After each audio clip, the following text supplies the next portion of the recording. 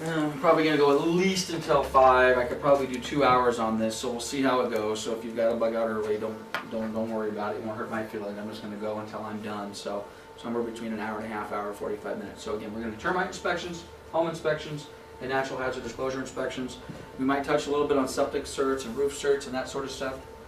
But basically what I've got 2 different home inspection reports that I pulled. These are a little old, but basically they look the same. Not a whole heck of a lot has changed in the home inspection world. You know, in the sense this is, you know, 8-year-old report, but you know, so be it.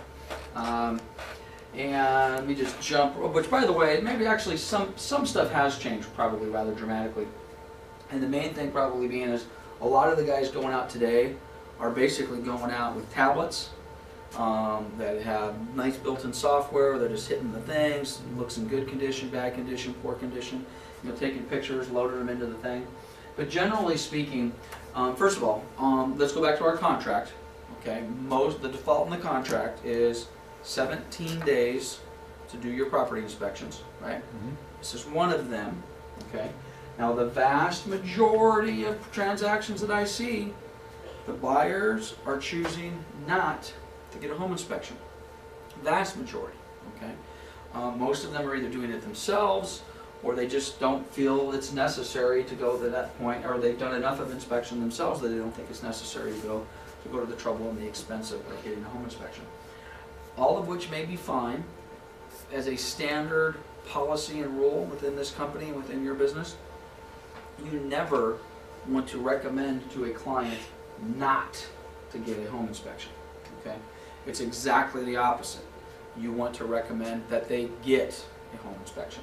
Okay? Now, if they choose not to, so be it. Now, you say, well, why would I recommend that they don't get a home inspection? Well, the house is brand new. It's 2 years old. No sense in spending $300-400 for a home inspection. No need. You never want those words to cross your lips. Okay? For obvious reasons. You now have told a client, no need to get a home inspection. The house is brand new. And then, of course, what happens? You know, they move in, there's something defective on the air conditioner, or the roof is leaking, or God knows what it is. So it doesn't matter how old or how new the property is. You definitely want to make sure we get a home inspection done. You're always going to get disclosures on the home inspection. As what was the weather like when I did the inspection? Was it sunny? Was it raining? These home inspectors are obviously looking to cover themselves. In this particular day, the weather conditions during the inspection were partly cloudy, 70 to 80 degrees, and the ground was dry. Okay? There's a reason they put that on there. Okay? The temperature, was it raining? You know, what was going on? They're obviously looking to cover themselves from a legal and a liability standpoint.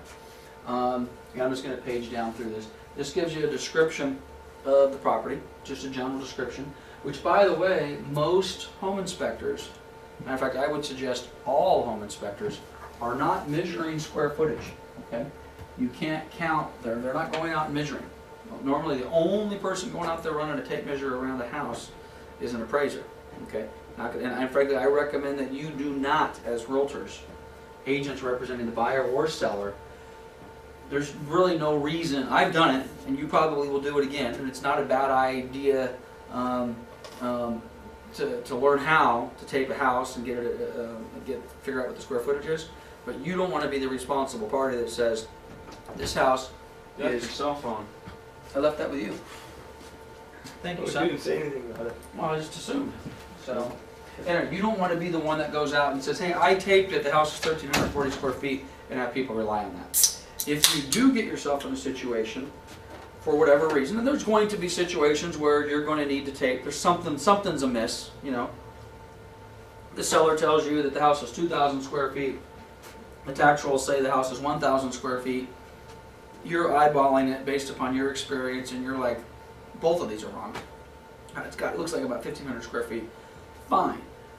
Go ahead and tape it, but you are not to pass that information along as reliable. And if you do pass it along, you want to pass it on as unreliable. I'm not an expert tape measurer when it comes to figure out the square footage of a property. So they're not going to tape it either.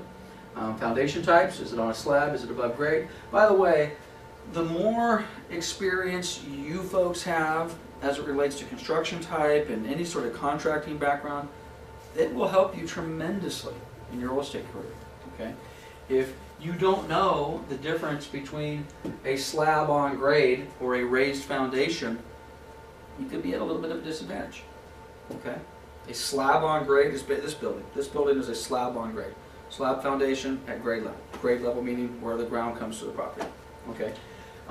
Property on a raised foundation, normally talking about a house with crawl spaces underneath, okay? If it's a super raised foundation, you could have a basement, okay? Basement is nothing more than a large crawl space, okay? So, and knowing those type of terms and what you're talking about with all of these inspections helps a lot. We're going to talk about termites in a little bit. I'm going to give you guys a lesson on termites. Drywood termites, subterranean termites, where they live, what they do, what they eat, how fast they move, how you treat them. All this information is going to help you stand above in your client's eyes. Having said that, if you are projecting yourself as the expert, you need to be careful of that as well. So if you do have a huge contracting background and you're going in and pointing things out left, right, and sideways, and that's this and that's this, better be careful, because now you may be putting yourself in the position of an expert, and your client, if your client is relying on your expertise. I have a general contractor's license. Ouch. Okay? That's a problem. Okay? You talk about a duty to disclose. I'm representing a buyer or a seller in a transaction. Even though I'm not representing them as a general contractor, I have a general contractor's license. My duty to disclose is way higher than the average person who doesn't have a general contractor's license. So, at any rate, the more the knowledge you get, the better with this. Okay, we've got, the utilities on. By the way, if you're a listing agent or buyer's agent, save yourself headaches. I can't tell you how many times I have clients order inspections only to get out there and there's no utilities on. Do your homework. Make sure before you're sending your people out there, you've got the utilities going. Okay? Who's in the property? In this particular case, the people that were present were the buyer's agent and the clients. Who is the client on this? Is it the seller or the buyer? Buyer. Okay, now it could be the seller.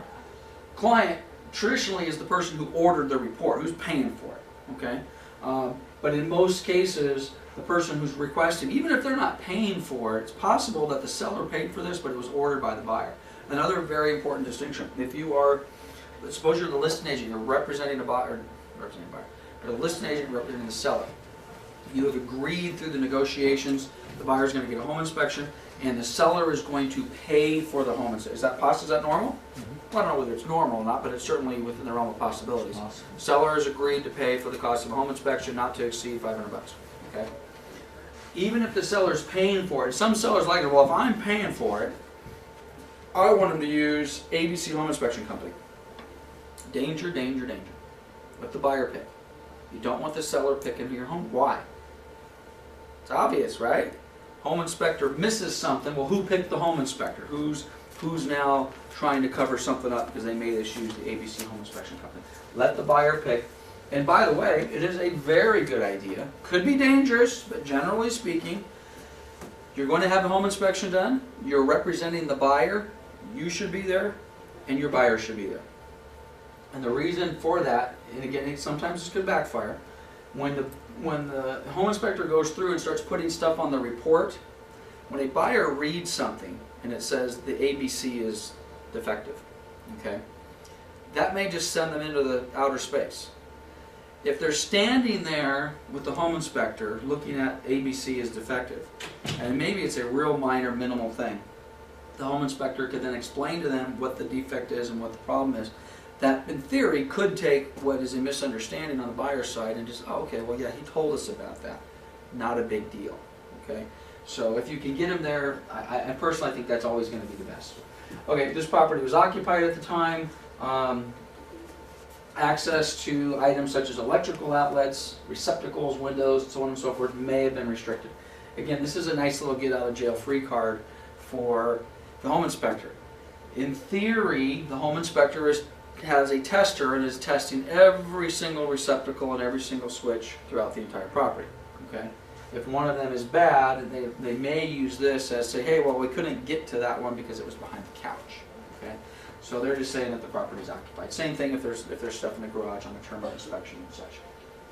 I wonder if this stuff finished copying. Let me see if this finished copying. If it did, This will move a lot faster on my desktop.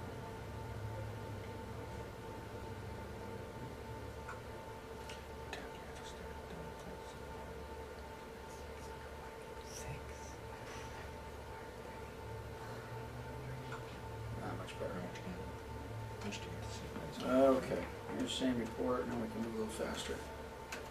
Okay, introductory notes. Who inspected it? Tom Turpin inspected it. He is a member of the Certified Real Estate Inspectors Association. Woohoo! Okay? Big deal. Alright? Kind of like with the mold inspectors, stuff's a dime a dozen. Introductory notes. Basically, by the way, I'm not going to read this entire report. We're just going to kind of go through it. It's basically going to give you some ideas of what they're doing. They've taken some photos. We've got the weather. We've got some, what do we have here? Some environmental concerns. Are there issues with the environment? It makes reference to some of our basic disclosures that we use, earthquake safety, lead-based paint, so on and so forth. By the way, they're not going to go out and take soil samples. They're not going to see if the ground's contaminated. They don't normally test for argon. They don't normally test paint for lead-based paint. They don't normally do any of that sort of stuff. Those are separate inspections. Now, they may look at a property and see that this house was built in 1955 and see peeling paint up on the fascia, which appears to be original, and they may make reference to, we don't know, but this house certainly has the possibility of having lead-based paint. But they're not normally going to inspect that stuff. Okay, this particular report is broken down with different codes. If it's a safety concern, it's SC. If it needs further evaluation, which you always hate, whenever you have your home inspectors say it needs further evaluation, what are they saying? Get another expert out here. Get somebody else out here. This is beyond my scope of expertise. Corrections recommended. Any of these three, quite honestly, are going to be problematic, potentially.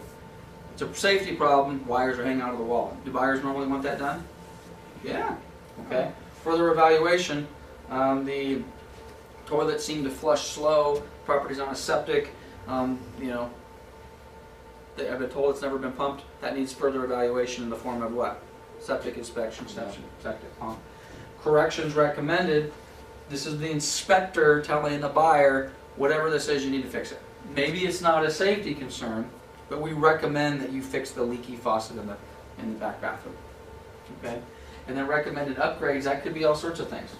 The insulation in the attic is, R1, if there is such a thing. R1 would be a very, very low resistance in insulation. Okay? So they very well may say the insulation, we recommend you. When buyers see these sort of things, what do they think? My house is substandard, I got to get it upgraded. So this particular inspector has his little report that goes along those ways. Serviceable. Again, this is his definition. Serviceable, and again, they're literally defining. Serviceable is defined as, it can be of service, yada, yada, yada. Functioned as defined as by the CREAS and the ASHI. Performing its normal operation. Okay, failed, pretty obvious. Specialist, you better get somebody out here who knows what they're doing, because I don't. Close of escrow. It's interesting, what does this guy got here? Okay, this particular report, this guy's telling you right now, if it has any of these codes, we recommend you do it prior to close of escrow. That's pretty brazen, I think. Okay? I don't know why the home inspector would have any input on what we do or do not do before close of escrow. I don't know that that's their job. You've already said it's a safety concern. You've already said you don't know what you're doing, we need further evaluation. You've already said that you recommend corrections or upgrades. Now who are you to say this has to be done prior to close of escrow? This is why there's traditionally a little bit of an angst between a home inspection company and a real estate agent. Because even though all these things may need to be done and they may be valid, that's for the buyer to decide whether or not these need to be done prior to close of escrow. Okay? So, at any rate, that's what they've said on this one. They've broken their report down into foundation and floors. Okay, again, they're going to describe, so we're starting to get into the meat of the report. The type of the foundation on this is concrete slab on grade. Slab construction basically on grade. Bolting or bracing. Wall surface, by the way, how do these walls get attached to the slab? They get bolted. Okay? Normally, You got bolts coming out of the slab, the sill is bolted to the slab, and then the walls are framed from the sill. It's bolted down there. So this guy must, by normally, how do you even know that? In most cases, you're going to go in the garage. Go in your garage. Most of your garages are not completely drywalled in. Look at the floor. You're going to see the concrete slab if you have a concrete slab. You're going to see a sill and you're going to see bolts come on there. That's what the inspector does. They're not tearing apart any drywall in the house. There's nothing on the house that's going to show them that this property has been bolted down. Slab on grade. The visible exterior areas of the concrete foundation show no signs of usual cracking. Do we have any of those? We don't have any more of those sticky note things? Oh, we do. Let's do a little bit of diagramming here. Okay, let me go get a pen. You pen? I didn't sharpen. You got a Sharpie? Oh no, it's not pen. That one? Okay, that's good enough. Okay, I know this is off camera, so just trust me if you're watching this video. Okay, so we're going to take a profile of our house. Here's the dirt. Here's our slab. Here's our walls. Here's a bolt coming up, bolting the 2x4 to the floor, to the wall. This is grade. So whenever you hear them talking about grade level, that's grade level. Okay. This is saying that the foundation, or did I already pass that part? Concrete slab on grade. That's good. Concrete slab below grade is bad. Basically, we've got the dirt above the slab. Not so good. Okay? Normally, they're going to have some sort of a problem there. You don't want your dirt, for whatever reason, it's been piled up, they were doing some gardening, they poured a patio slab in the back, they took the extra dirt, they just pushed it onto the side of the house. If they pushed all this dirt on the side of the house above the foundation line, you're going to have a problem. The home inspector will call that out, and he'll probably say, further investigation by who? Who wants to investigate this? Where do termites live? Termites live in two places. They live in the ground, and they also live up above. If the termites are living in the ground, is it easy for them to get into the house if you've got all the dirt piled up inside of the house? It is. That's why you don't want to have, this is the type of stuff that you want to know in advance. If you're taking that listing as a listing, and I learned all this stuff as a listing agent, to be honest with you, and I learned it by making mistakes. The first time I had a home inspection done or a termite inspection done, and they said, "Hey, you got all this dirt piled up on the side of that." By the way, this is the house is like this. In case you haven't got my drawing. Okay, this is the house, and we put the front door over here. Okay, and they've got dirt above the foundation level. Well, I learned the hard way. I learned the hard way that the home inspector says that's not good because when it rains, the water comes here, and instead of going, if it was here, the water would come down here below grade, and it would drain off into the area. If it's above grade, the ground gets saturated, the water comes in here, and it soaks into the side of the house. It's not good. Home inspectors don't like that. Termite inspectors don't like that. So when you go out there and you find this condition present on one of your listings, you tell yourself to fix it. Get your kids out here next weekend with a shovel and get all that dirt away from the house so that if it was to rain, the water is going to drain away from the house and away from the foundation. Okay? And get that stuff cleared up, or you're going to have a problem. Because you're going to have to fix it anyway.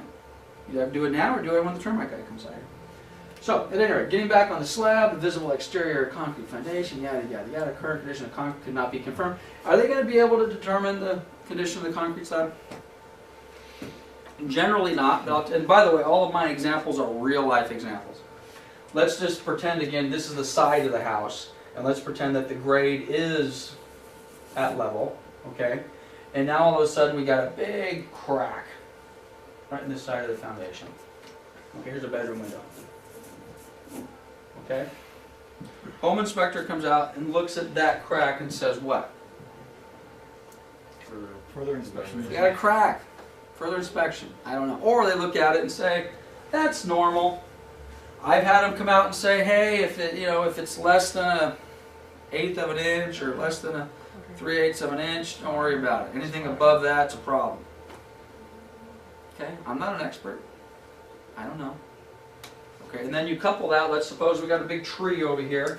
We got our tree here, it's growing, and we got the trunk, and we got some roots going over here. Okay? So again, they're going to look at that sort of stuff. Are they experts when it comes to whether that foundation is good, bad, or otherwise? Of course not. Now some of it's obvious. You know, if you've got a foundation where it's obvious it's like this, and maybe a tree root or something's gotten underneath there. But anyway, they're going to call that stuff out. Is that expensive? It can be very expensive. Very, very expensive. Okay, interior floors of the building were not required. The interior floors of the building are not required to be perfectly smooth, flat, and or level.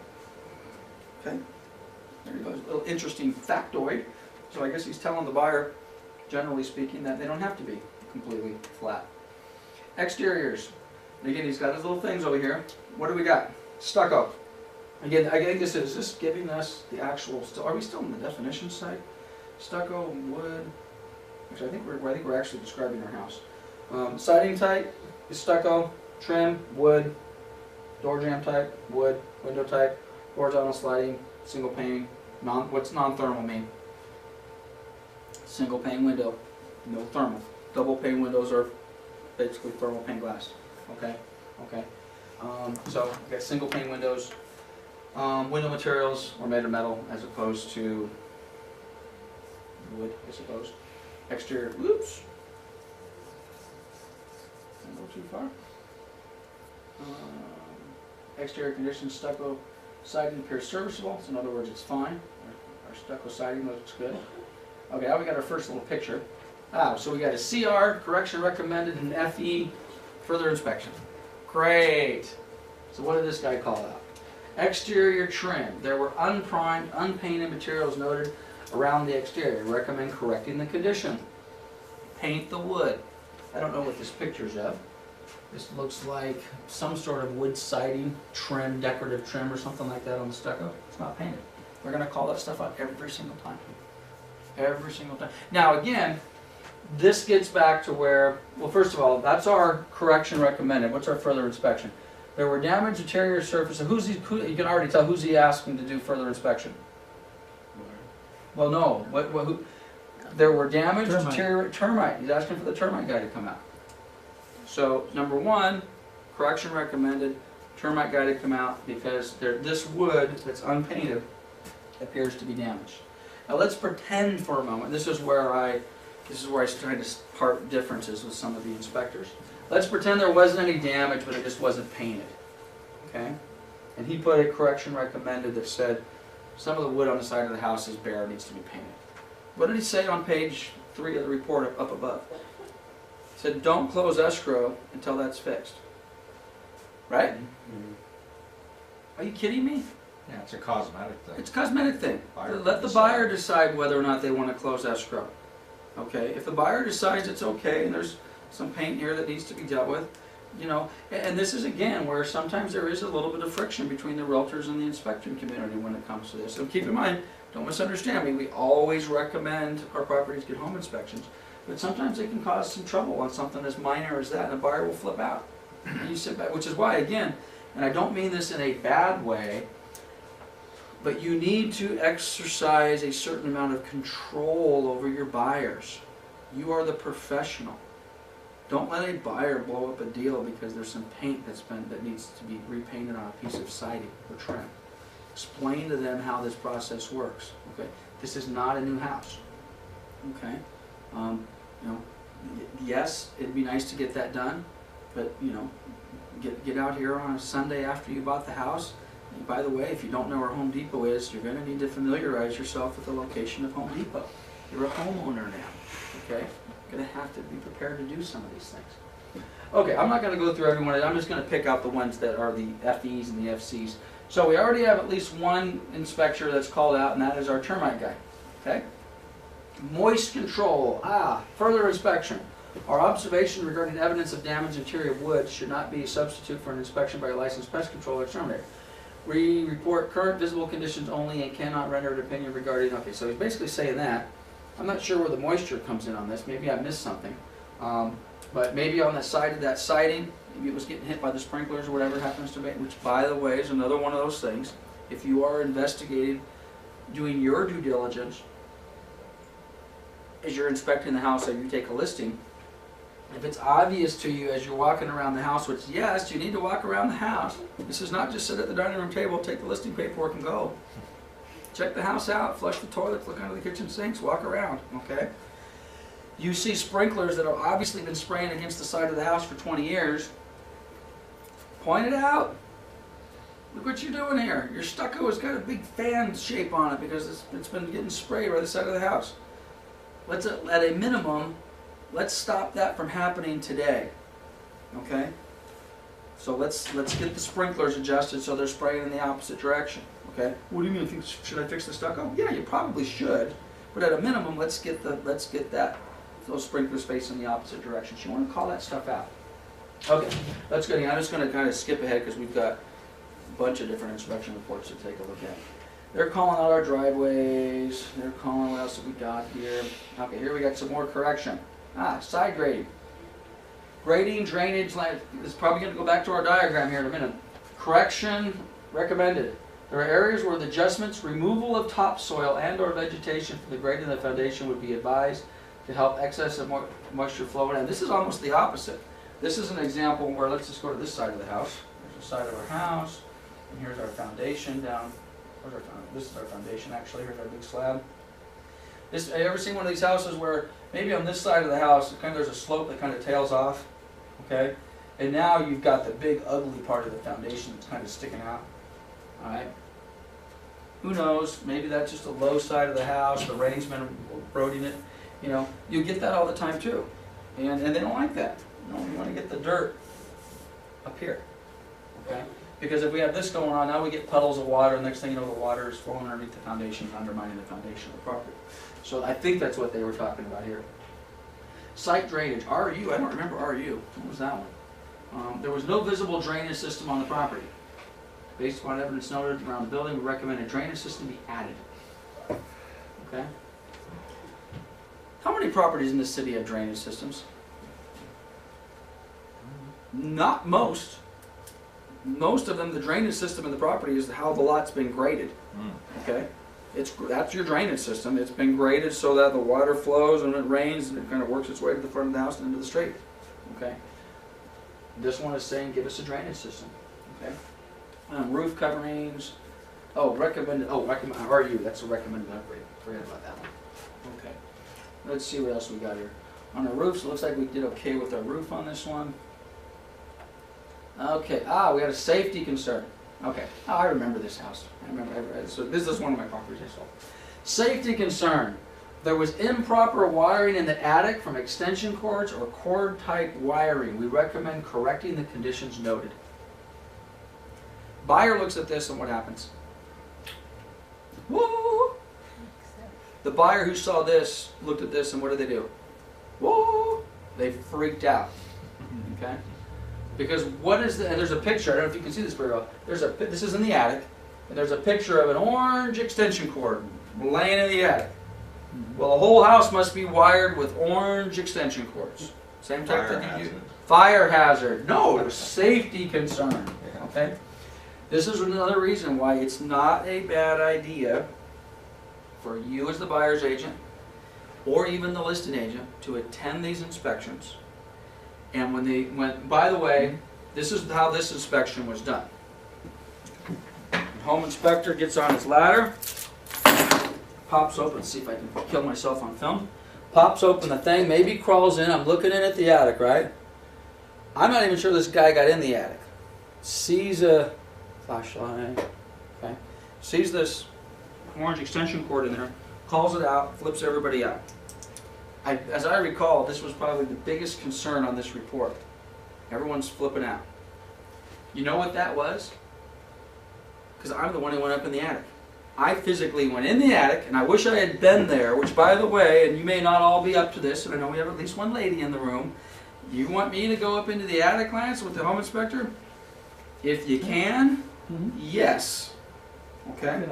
Because I went up in the attic 3 days after this inspection was done. The buyer's flipping out. We got wiring problems. The seller's like, I don't know what they're talking about. Is my deal going to close?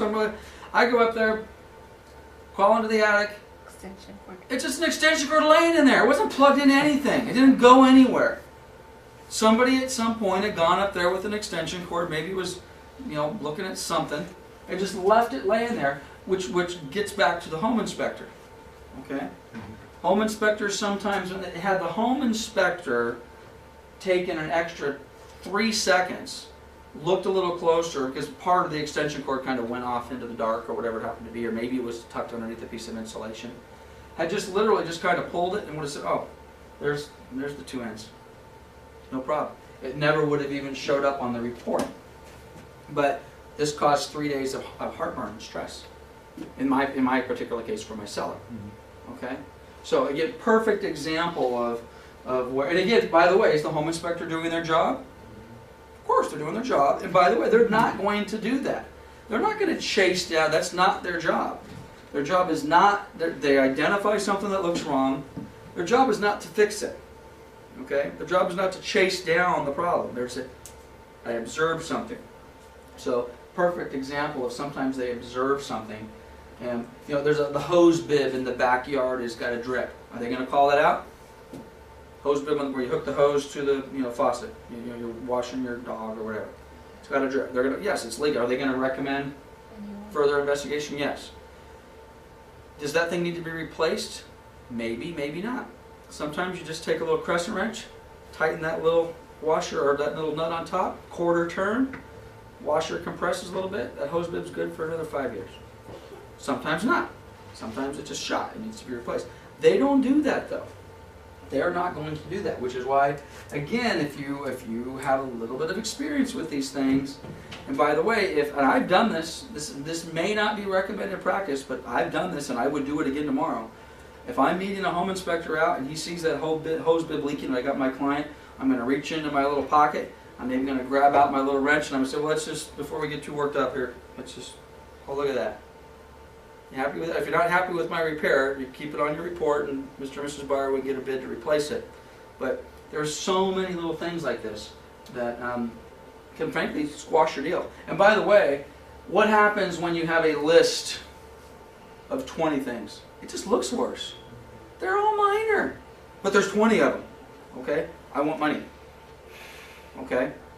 I want a $5,000 credit or a $2,000 credit or a $500 credit to fix this stuff. It just drives you mad. Okay, what do we got here under plumbing? They do normally test, PSI for the, they'll put a little gauge on there. And basically this particular one, we're just going to comment on that because 20 PSI is not very good.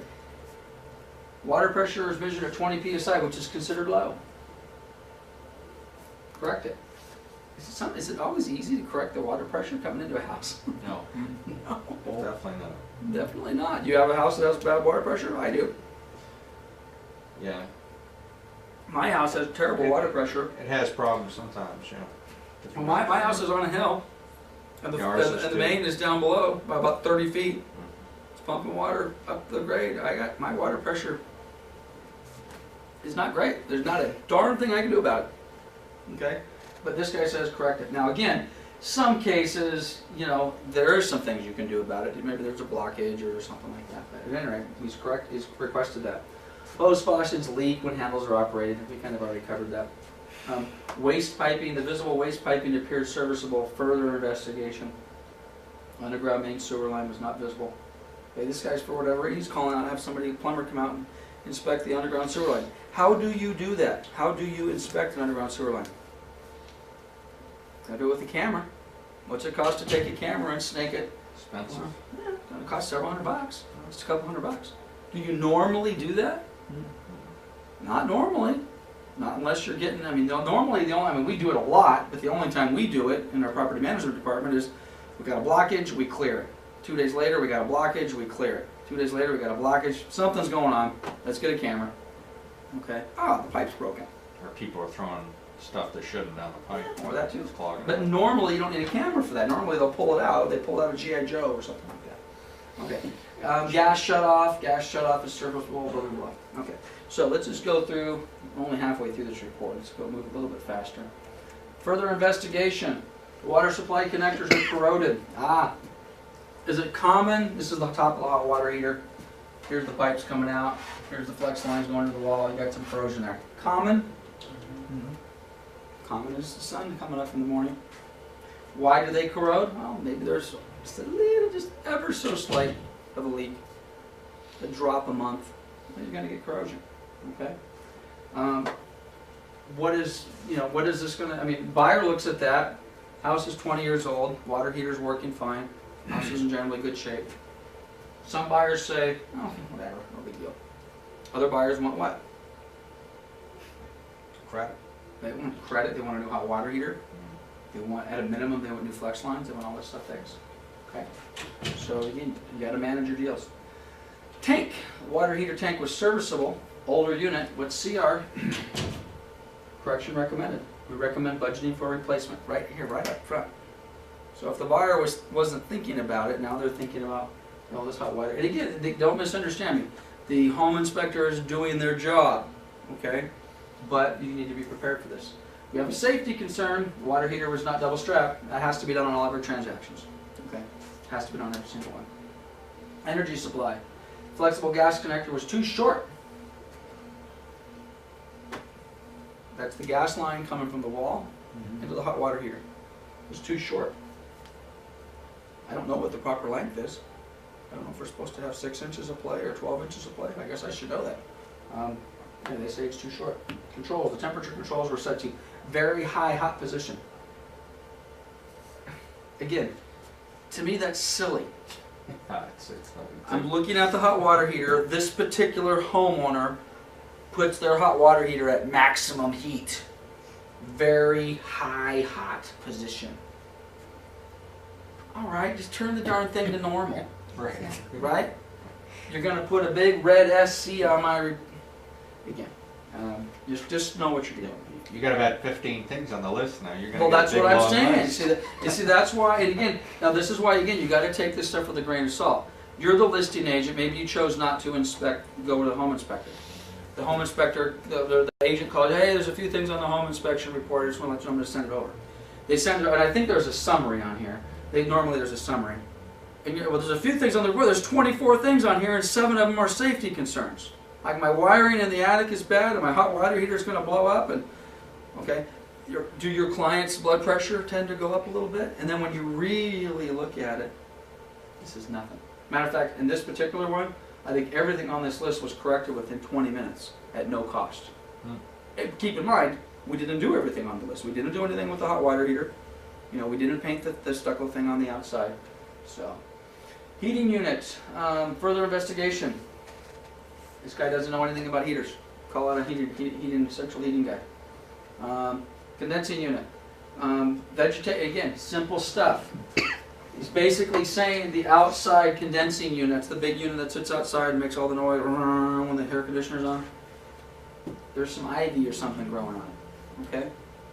Not necessarily a big deal, but you can save yourself some headache. When you're out there looking at this, tell the seller, come on, let's get some of this stuff taken care of. System condition, further investigation. Outside air temperature was 65 degrees. Operating the system under these conditions could damage the condensing unit. In other words, what is he saying? It's hard to test the air conditioner when it's really cold outside. Okay? Having said that, I think if you go up to the top of the report, did he say it was, I don't think he said it was 65. I thought he said it was like 70 to 80. 70 to 80. Oops. When we sue this guy, now we got him, right? So at any rate, he's basically saying it's difficult to test an air conditioning unit when it's too cold outside. Is that true? Yeah. You can get them on. You can crank that thing down to 60 degrees and You can can get see it if to it's 5. working. If it's blowing cold air, Sure you can. Might not be ideal, but yeah. Okay, where's this where I left off? Energy controls. Okay, let's see what else we got on this particular one. Let's just look. We got a further investigation. Alarm system. Come on. These systems are outside the scope of the inspection. Further investigation. There's a security system. Give me a break. Okay. Intercom system. Has anybody ever sold a house that had an intercom system that actually worked? I never have. I've never been in a house that's had an intercom system that's worked that I've actually sold. So, okay, so let's just buzz through the rest of this, and then we're going to hit the next inspection. By the way, have any of you guys ever seen an inspection on property that you've done? Okay, this is pretty similar. This is pretty standard stuff. Heating unit, Air conditioning, kitchen. Recommend replace accessible receptacles were serviceable. They were not GFI protected. Okay, so say put a GFI. You don't want a GFI. That's pretty common stuff. Dishwasher. Further investigation was functional. It was an older model. This is basically what this guy is saying. Very, very common on your home inspection reports. It's an old dishwasher. It worked, but don't look at me. Things could break tomorrow, right? Pretty standard. Exhaust fan. The exhaust fans and lights function with the exception as noted. The exhaust fan was dirty and greasy. Is that pretty common? Yeah. I can't tell you how many dirty, greasy exhaust fans I've seen. But it's an SC and it's in red and it's a safety concern. Okay. Gas ovens, microwave needs to be corrected. Okay, what else we got? Ooh, we got a picture of something. What do we got here? Safety concern. The gas line was not sealed at the wall where it entered the firebox. Oops. We recommend sealing the gap around the pipe and the firebox wall. What this is a bad picture. We're in the fireplace. It's got a gas line that comes out the side. And apparently there was just a little bit of a gap or a hole there. It's an SC, it's a safety concern. Okay, I'm gonna get that sealed up. By the way, what does your seller say to most of these things? Not happy. I've been living in this house for 22 years. Place is fine, right?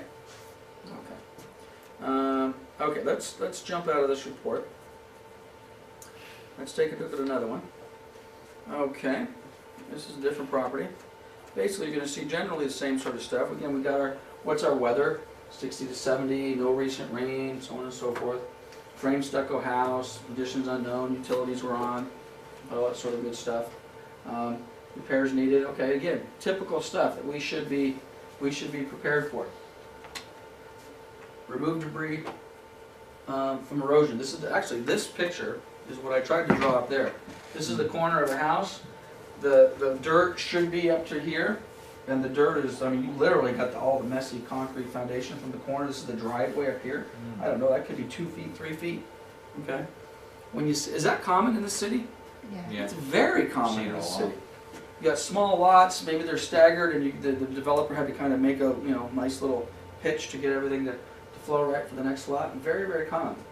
Okay, so they're calling that out. They're telling you to remove the trash. What do we got? This is a big no-no. This is kind of the example I gave over here, only they've actually created a planter. You know, you have a client, they put a planter on the side of their house. Looks like maybe a 2 foot, 3 foot high wall. They've tried to seal it. This is black like tar and moisture barrier between. Then they fill it up with dirt, and then they decide to plant some banana trees. Good idea?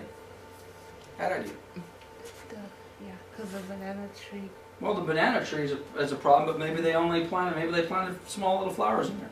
Still a bad idea, because basically you start filling this up with water to water the stuff, and even if you've got a moisture barrier or the stucco, it's just a moisture problem. So you need to know these things, and part of what I'm trying to convey to you is you guys want to have the home inspector hat on as well. Okay, be prepared for this stuff, because again, a lot of your buyers, they're not going to order a home inspection. Okay, they're not. Is it a bad idea they don't order a home inspection? You're selling the house, you're representing them, or the seller for that matter. You see that? If you have enough knowledge to know that that's a bad idea, you need to convey that to your client. Hey, one of the very first things that you need to do when you close escrow, notice how I approach that? No, let's close it first and Right. then after the fact. One of the very first things you need to do after you close escrow is you need to tear that wall down. I'm not saying, hey, before we close escrow, let's get the seller to take this wall down. Okay? Now, maybe there are some cases where I would say that. Okay? Depending on the price. But this is how if I'm representing the buyer, like, well, what's that? That's going to cost a couple, $3,000 or whatever they put figure on it. Okay, great. Let's offer them a couple, $3,000 less. If we were going to offer them $150, let's offer them $145. And if they ask us why, we're going to say, we're offering you $5,000 less because you built a moat around your house. And we have to tear it down. Okay? So know what you're dealing with. What else have we got here? We've got some loose bricks. I don't know if this picture comes across very well. How common is this? This is like a little thing. They put some bricks on top of it and the bricks have fallen off on the planter. I've had a dollar, I'd be a millionaire if I had a dollar for every time I've seen those. They're so common. And of course, this inspector wants to call that out. Attention required, what do we have here? Weatherproofing at front porch column. You've got it's probably getting hit by sprinklers, it's deteriorated, it needs to be fixed. Again, very common stuff. I actually like this report a little bit better because instead of, it's saying attention is required, but this isn't saying this has got to be done or the world's going to end. Just saying, hey, you got some weatherproofing issues here. What do you want to do with it? You want to fix it or you want it? I think I like this inspector style a little bit better. Again, attention required. Chimney on side of building, west side of building. He's pointed out to the chimney. What's wrong with it? Observation from the ground with the blockers, there's no spark arrestor. Okay, so there's not a spark arrestor on the top of the chimney. Okay, he's observing that. Oh, that's like the little cap? Yeah, little cap. Okay, We don't got a have big one on fire. top of my chimney. There you go. So, get a spark arrestor. We got a Pierce functional. Oop, got attention required. Description, metal roll up, not insulated, one door installed. One door automatic, keep in mind, this is an old report. This is 6, 7 years old report. Now, do you have to have the automatic reversers on the garage doors? Yeah. Yes, you do. It's just like a smoke detector anymore. If you have a garage door opener installed on a property, in the old days, you go to put the garage door down and little Johnny runs underneath it, it wouldn't stop. It would just come down and crush him. Okay, now it's got the little sensor light that goes across your feet and the garage door comes back up. This didn't have that, and at the time, I don't think that was required. I think that's only been required for about 7 years or so. You're right. Okay, so this was, I think, done in 2004. Was the last time I was teaching these classes regularly. Okay, so he's basically just saying, hey, take care of that. So what else we got here? Structures. Looks like we got a roof problem over here. Again, I like this guy. Minor slippage in some locations. Who's driven down the street in a house in Moreno Valley with tile roofs? I got to tell you, if you haven't done this, do this. Go down any street that has a tile roof, drive slowly, look at the roofs, and if you don't find at least one tile that's kind of slid out of position within the first 5 houses, you're not looking hard enough. Okay? I like this inspector though, because he's basically saying minor slippage in some locations. He's not saying the roof is falling apart. Okay? He's saying, in my opinion, this is factual. You've got some tiles that are slipping. Are a lot of these roofs built that are floated? The answer is yes. What I mean by floated, not every tile is actually nailed in place. They literally put a row, and they're placed, and they're kind of like interlocking, so to speak. But not everyone thinks those tiles, every one of those is actually nailed down to the, not how a lot of these roofs are built. Okay? So when you see a roof, so what do you do when one slips? You crawl up there real carefully, and you push it back in position. Fixed. What's going to slip again? It might. You could potentially put some mastic or something in there. But those are not all glued in place. They're not all nailed in place. That's just how it is. Okay. Down here, it looks like we've got a couple tiles that are cracked. Okay. Typical maintenance recommended. I love this guy. Okay. Minor slippage and cracks observed in some areas. This usually consists of repair, replacement, or damage mostly displaced shingles. Maintenance should help ensure that the weather doesn't affect. But again, typical maintenance. Not that the roof is falling apart. How did this one get cracked? Who knows? Somebody's putting up Christmas lights one day or one year. Yeah, the last guy would have like safety concern. Must be Right, fixed right exactly, now. Exactly. So, again, not that there's one that's any better than the other, but I just like the way this is presented a little bit better. What do we got? Okay, we got something going on here. Okay, we're in the attic. We got, look like something cracked. Okay. Action required. Attic is only partially accessible. 10% was observed due to access problems, construction styles, yada, yada, yada. Evidence of repaired horizontal crack at south end beam of attic. Truss construction with wafer board roof deck sheathing. So I think what he's saying is this was cracked and there's some sort of evidence that it was repaired. Okay. Take a look at the repair. Doesn't say replace it, just says, hey, there's something that was going on here. Okay, we've got our fiberglass in here. Evidence of, there's been a mouse up in the attic. Evidence of rodent activity was noted. You may wish to have a treatment carried out. As opposed to further inspection, your house is infested with rodents. Okay? I don't care how nice your house is. I don't care how old or how new it is. If you go up in your attic, you got a good chance you're going to find some mouse droppings or some rat droppings. It's just the way it is. Okay? They're everywhere. So, okay, what do we got here? We got some gas, natural gas side. Okay, got a picture of our gas meter. Great. Isn't that nice? We got our water supply. It's pretty typical. Okay, appears functional. That's all good. We've got our regulator for the water meter. Okay, sounds pretty good. Heaters, functional, everything looks functional. Boy, look at this. Oh, here we got a water heater. What's the difference between a gas hot water heater and an electric hot water heater? Gas uses propane. Gas is gas, Right. and electric uses electric. The trick question. Okay. Having said that, it's a 40-gallon water heater, pretty standard in your typical single-family house, 1,700 square feet, family of 4. Anything less than that, you're gonna have wet. You have a problem. You got people taking showers back to back in the morning. I gotta wait 15 minutes. Tom just took a shower. Okay. You do need to be careful with that when you're looking at these properties. If you go into a house, anything that's over 1,700 square feet, 2 bathrooms, more than 3 bedrooms, and it's got less than a 40-gallon hot water heater in it, you don't have enough hot water. Okay. A lot of the larger houses, if you've got, over 3,000 square feet, it's not uncommon for them to have multiple hot water heaters in the house. One in the garage and maybe one actually literally in the hallway. Well, why is that? Well, because if I got a hot water heater in the garage and I've got a master bedroom that's, on the other side of the house, how long is it going to take for that hot water heater to travel to the other side of the house? Wow. You're going to be running water for 5 minutes before it's hot. You need to know that sort of stuff. Okay. And let's see, we're really eating up some time. Okay, so bottom line, I've got a service panel, and looks like the wiring was correct on this one, and he's making some comments here and there. Okay, so bottom line, I'm going to jump off the home inspection reports, and we're going to jump into really quickly to some natural hazards. But on the home inspection reports, very, very simple. You always recommend your clients get them.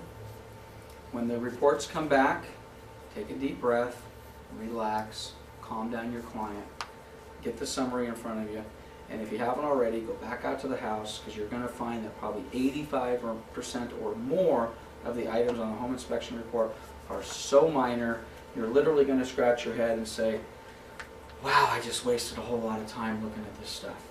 Okay? But you need to be prepared to approach it that way. Okay. Natural hazard disclosures. This is a report. Now, again, this is an old form. This is a CAR form that hasn't, again, 2004, I guess, was the last time I was teaching these classes. It's 2012. This form has been updated. You can still find it in the CAR forms library. You are never, ever to use this form. Never. Okay? Let me give you the... It looks like this, and this is asking you, or specifically your seller, to answer these questions. Yes, no, yes, no, yes, no, yes, no, yes, no, yes, no. Let me blow this back up so you can see a little bit better with the questions that they're asking. They're asking your client, is the property a special flood hazard area, type zone A or V? Area of potential flooding, shown on dam failure inundation map pursuant to section 5989.5, yes or no? A very high fire hazard severity zone pursuant to section yada yada yada, yes or no? You never answer these questions. You never let your client answer these questions, okay? Is the property in an earthquake fault zone? A seismic hazard zone? A liquefaction zone? Oh yeah, we're in Southern California, it's an earthquake zone. We are, the San Andreas Fault, if you guys don't know it, runs, it's less than 10 miles from here. Okay, I think it basically runs through San Mateo Canyon. Okay? We are not in an earthquake zone. Are you kidding me? San Andreas Fault right there. We're in Southern California. We're going to break off and fall into the ocean. These zone maps, they're not defined. Okay.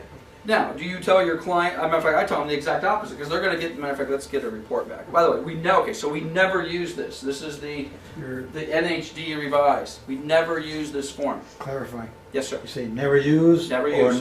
never have them sign. That Sign comes, it. That comes with the NHD. Never fill it out or what? We never. Yeah. Let's go back. Let's go back. You're thinking ahead. You guys are thinking ahead. This form, California Association of Realtors form, requires somebody to put a physical pen to paper and check a box, yes or no, and sign the bottom. We never, ever use this form in this office. What we use is the same form, but it comes in the form of a natural hazard disclosure report. Okay? This one happens to be put out by California Property Disclosure. They're put out by First American. There's bunches of different companies that do that. Let's go. This is a summary. Do these questions look familiar? Yeah. Who put yes, yes, no, no, no, yes, yes, yes in here? Experts, professionals. The experts, the people who you paid the 50 or 100 bucks to do the report. Okay? And by the way, talking about the earthquake fault zones, there's no maps available. There's still no maps available. There are no maps available. I've been doing this for 25 years. They've been telling me, a couple, 3 years, they're going to have the maps available. I don't know where these maps are. So there's no maps available. Okay? This is all done by the company. Their form, does this form look familiar? Yes.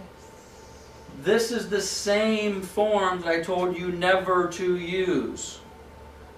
The California Association of Realtors form, where you have to fill out with pen and paper, you are never to use it. You are to have your client pay the 50 or 100 bucks to have these people fill out the same form. And the nice part about this form is it's got the company's name on top, California Property Disclosure. It's got all of their info. They are the experts. Let them put their checks in the box. Then, now is your buyer and seller going to sign it at the bottom? Yes, they are. But they're going to sign it based upon the representations that have been made to them by the company that provided the report. And what happens if those representations are wrong? Who is going to be responsible to step up and take care of it? This company. In my entire 25 years, I have not only have I never personally experienced, I have never heard of a claim that's come out of one of these reports that have been filed against these companies. I'm sure there may be one. I've never even heard of one. So when you order these reports, they do it, not you. Okay. Now, in addition, they're going to give you some additional information. Okay. They're going to give you some stuff about airport vicinities, military ordnance, database disclosure, CDP indemnification certificate, mold disclosures, okay? Let's just start with airport vicinity. Real story, they're all real stories. I sold one of my very best friends, one of my very best friends, my very best friend, a house in Burbank in 2002. The closest I've ever lived to Burbank is Lakewood, which is not close to Burbank. And I came out here. Prior to selling him this house in Burbank, the closest house I had ever sold to Burbank was probably in the city of Linwood. I used to sell in the Lakewood, Long Beach, Cerritos area. Is Linwood close to Burbank? No. The only thing I know about Burbank is that's where they filmed this night show. Okay? So. Beautiful downtown Burbank. Beautiful downtown Burbank. That's right. That's right. So, I sell my buddy this house in Burbank. We do our due diligence. We close escrow. Did he get a home inspection? Mhm. Who did the home inspection with him? Who did his home inspection? You did. You. I did. By the way, I mentioned earlier I had a contractor's license. I also used to have a structural pest control license to inspect for termites. I'm dangerous. Okay? So my buddy, who at the time weighed probably 280 pounds, old house, World War II vintage, 1945 vintage house in Burbank, raised foundation, crawl space, an area about the size of this screen that you could crawl under to get into the, I was a little thinner back then, okay? Who crawls under the house? You did. You. Because I'm super agent, okay? I can do it, buddy. I throw on some coveralls, I go under there, everything looks good, man. Okay? I do home inspection, I do it all, everything's great. We close escrow, everything's cool. We have a housewarming party the next weekend. I am sitting in his backyard drinking. At the time, I'm a Coors Light drinker now. At the time, I was drinking MGD, Miller Genuine Draft. Love the MGDs. Sitting back, we're barbecuing. We had been there all of about 10 minutes.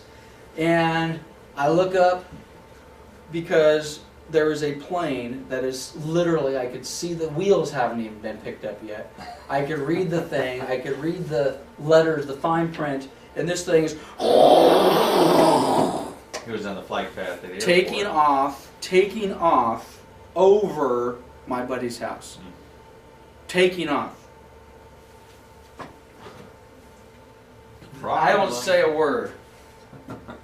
About 15 minutes later, for the rest of the afternoon, every 12 to 15 minutes. And I don't mean these planes, like they literally just took off. They could not have been more than 400 or 500 yards up in the air. I mean, you literally, the landing gear was still out. They were still, okay, they hadn't picked the landing gear up yet. So I can't stand it anymore. And I turned to my buddy, I said, Skip, please tell me that you knew before we closed escrow on this house that the Burbank Airport was right there, and they flew right over your house. Oh yeah, Lance, I do that. I don't know where. Okay. Now, the lesson there is you better know the neighborhood you're selling your properties in, and I don't care if your license is good for the entire state. I don't care if it's your best friend or your mom or your dad and all the rest of that, because your best friend, your mom, your dad, they will sue you. Okay? Yes, your parents too. Okay? And maybe not, depending on your relationship with your parents. But are you going to have a client? Do you have a disclosure problem? Airport vicinity noise, commercial, industrial. You better know what you're talking about. Okay? And you better make sure you get your natural hazard disclosure reports. And by the way, if you didn't know, March Air Force Base is about 2 miles from here. And if you're selling houses that border Heacock or Cactus or anything on that side, are there people that are coming into this community that have no idea that there's a military base? And yes, it is a military base. All that base has been closed for 10 years. That base is not closed. That base is as busy now as it's ever been. They still, half of the people that are going to Afghanistan and Iraq are flying out of that base. Okay? Could you have a client that says, oh my God, I didn't know. I'm too close. Well, you better get your disclosures out. You better know what you're selling. Okay, I could go crazy on this. Okay, we've got other things. Now, there are some blanks in here. Now, we don't normally use this type of report. This report has been replaced by some of the seller disclosure reports, property disclosure reports. But it asks the same type of question. I'm gonna buzz by these. Here's our airport vicinity. This is saying, is the property, in this particular case, no, it wasn't subject to that. Military ordinance. Oops. Is the property close to military ordinance zone? No. If this is on Namwood, which actually is pretty darn close to the base, had this property been located maybe 2 streets to the south, that very well could have said yes. Okay? It is right. It's right there. It's close. It's Okay. right. It should be yes. Database disclosure. What's this? We don't use this anymore. What has this been replaced by? Megan's Law. Okay. The database disclosure is Megan's Law. In the old days, we used to say contact the sheriff. Now you go to meganslaw.com or meganslaw.org. Okay. And it's in the contract. This is all of the property disclosure companies have some sort of insurance that they're offering with this, and of course they have some waivers as well. Mold disclosures. Okay. Hey, guess what? Now this is not saying the property has mold. They do not come out to the property and check for mold. This is just saying, hey, you've got to be aware of mold. It could be an issue if you're concerned about that. Okay, oh, by the way, this gives you some definitions of the flood zones. All this stuff, this a special flood hazard, that is a legally defined term. Okay? So in a dam or reservoir, what's an inundation? Dam or reservoir inundation, what does that mean? It means there's a dam, and if it breaks, you're going to be inundated. Yeah, like the one out in Hammond. Like the one, how about the one in Moreno Valley?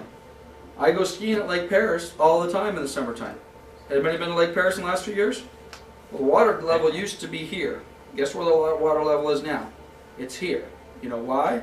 Because the state came out and said that dam is not stable. Take the water down. What happens if that dam, who gets inundated if the dam that holds back the water at Lake Paris fails? Moreno Valley Ranch. Well, no, mostly the city of Paris and May Ranch. Okay? They are in a dam inundation area. If that reservoir fails, and you're right, the reservoir out in Hemet, Diamond Valley Lake, and all of them, okay? If those fail, you're going to get wet, okay? A very high severity zone, so on and so forth. So, and by the way, there's a difference between a very high severity zone, fire zone, and I think there's just a high fire zone. Okay, fault zone. What else we got here? Okay, this is just some disclosures. Okay, all right. So, with the oh wow, this is good too. I'm glad I almost jumped off of this. A lot of times on the preliminary title reports, it's not always clear exactly how the taxes are broken out, or if there's Mello-Roos taxes. Don't ask me why. That has been a pet peeve of mine for 20 years. I'm paying money for a preliminary title.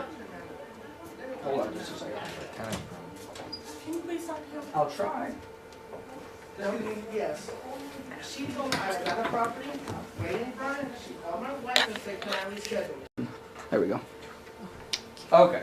All right. Before we were so rudely interrupted, I was talking about my pet peeves in relation to preliminary title reports. Preliminary title reports should have a nice breakdown of not just the taxes, but see how nice this is? It gives you all the bond service, and it literally breaks it down for the Metropolitan Water District of Southern California. Debt service is $5.47. Okay, and I don't know if this property has it, but if there's Mello-Roos, it'll give you the Mello-Roos on here too, which is also not normally readily available on preliminary title reports, where it should be. I don't know why they do that. District assessments. They're doing it. What's that? They're doing it now. On prelims, not on every prelim. You will not find Mello-Roos taxes listed on every single prelim. It should be. And that's, again, it's a problem. Is it important to know whether your property is located in the Mello-Roos district? Very Yes, important. very important. I love the zone disclosure reports. Property ID is probably the best. Probably not a commercial for property ID, but property ID is also the most expensive. Okay, I think now those are $125 or something like that. So, Which isn't bad if it it's not bad. protects you from a lawsuit. It's not. And by the way, who normally pays for the zone disclosure reports? This is required to be given from the seller. This is required from the seller to be provided to the buyer. I'm kind of giving you the answer to the question. Who normally pays for the zone disclosure reports? Seller. The seller. Do they have to? It's negotiable. But normally, it's pretty standard operating procedure that the seller pays for. Okay, so here is a zone disclosure. I think I have another one, just really quickly. This is another one by LGS. Again, same type of thing. Okay, here's the form. Here's our yes/no boxes. Same thing. Already seen it. Okay. Again, buyers and sellers sign down at the bottom. Okay. Who's the transferor, by the way? Seller. Transferee is the buyer. Good. Okay. Okay, we got some explanations. Flooding areas, high dam failures. That's your dam inundation stuff. State fire responsibility areas. Which, by the way, is that important as well? I've owned, it seems like every house I've ever owned has had some sort of fire issues.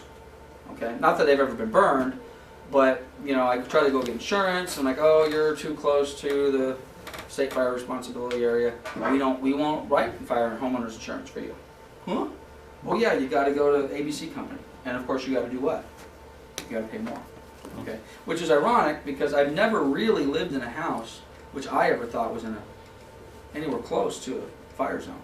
A lot of Sunbeam Ranch, by the way, just because you're in the Box Springs Mountain and all the rest of that, a lot of that is in a fire zone.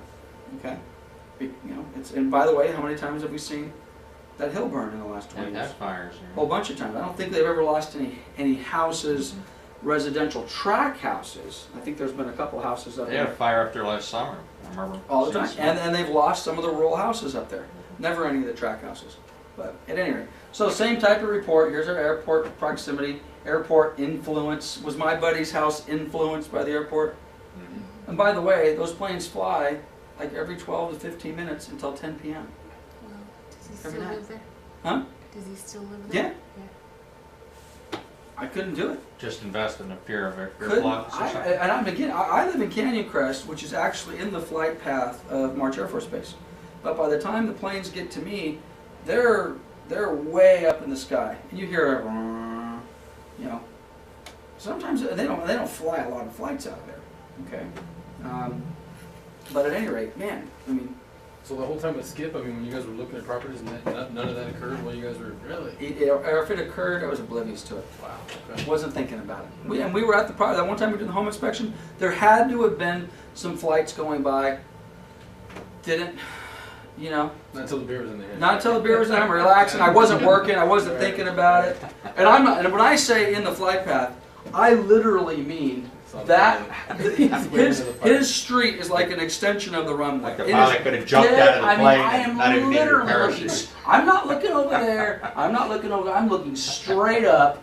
That thing is flying right over his house. Crazy, scary. Like I say, we laughed about it afterward because he knew he was. I think he was teasing me because it had to be 3 or 4 planes flew over before I had the guts to say anything to him. Okay, anyway, you got the same general idea. All of these reports generally look the same, okay? So I'm not going to, obviously we didn't spend a whole heck of a lot of time on that one. Again, if I had to do a commercial for the natural hazard disclosure reports, I probably would do a commercial for property ID. They are the most expensive, but there's just great, and they have great guarantees, and if anything ever does go wrong, they'll cut your client a check for $1 billion or some ridiculous amount of insurance. I mean, it's not $1 billion, but it's like, I think it's literally like $500,000, which in most cases is going to be worth more than the property that you're selling. Okay, now we're going to shift to termite reports. Before we get into termite reports, I'm going to give you guys a lesson on termites. Okay, here's my house. Here's our dirt. 2 different types of termites. You have subterranean termites, referred to as subs. They live in the ground. Okay? They have their nest down in the ground. They come up in here. They find a little crack in the foundation or whatever they do. They come up. They work their way into the wood. They eat the wood, and then when they're done, they go back down into the ground, and then they make more termites and go to sleep and do whatever they do. Okay? Those are called subterranean termites. There is a different type of termite that's called a drywood termite. Okay, there's my roof line.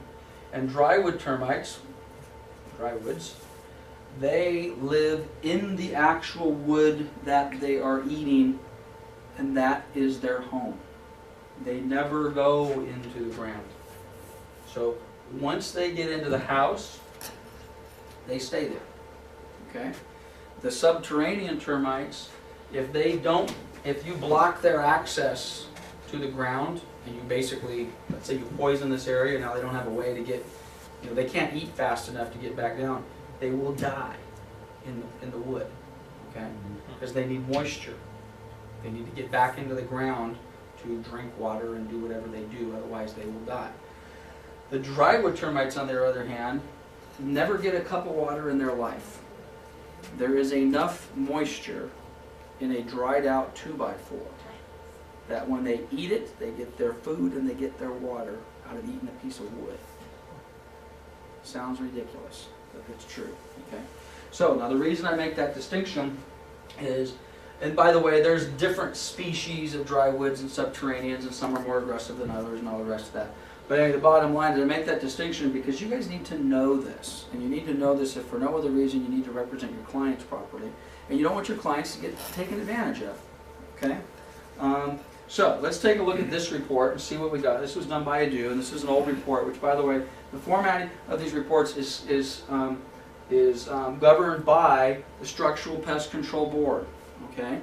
Remember we did the class on mold, and we said there's no governing body for the mold, there's no licensing standard, there's no certifications. That is not true. These guys are regulated. They're not just like, but very similar to general contractors.